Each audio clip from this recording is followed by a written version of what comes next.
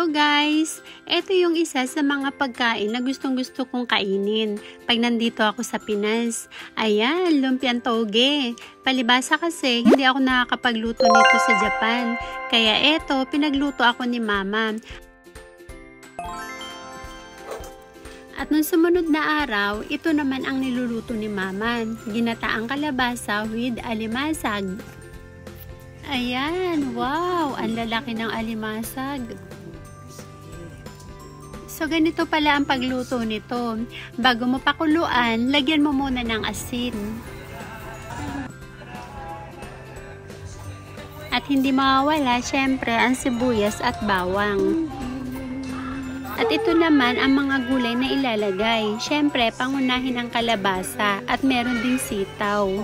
At iyan, nakahanda na rin ang niyog para sa gata. At pag nagkulay orange na yung alimasag, una pa lang ilalagay ang gata ng niyog. At dahil luto na yung alimasag, ay inalis na muna sa kawali para ilagay naman ang sitaw. At maya-maya, sinunod naman nilagay ni Mama yung kalabasa. Ayan, ang dami ng kalabasa.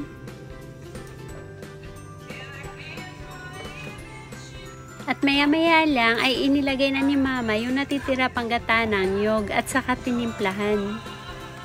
Wow, ayan, itsura pa lang, mukhang masarap na. At nung malapit nang maluto ang mga gulay ay ibinalik na ulit ni Mama yung mga alimasag.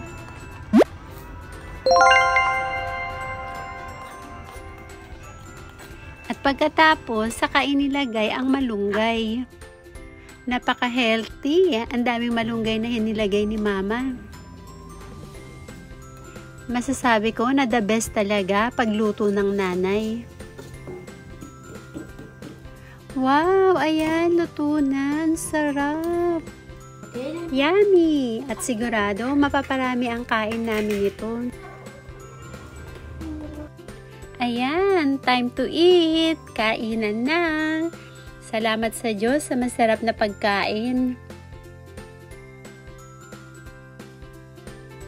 So until here muna guys. Thank you for watching. See you on our next video. Bye!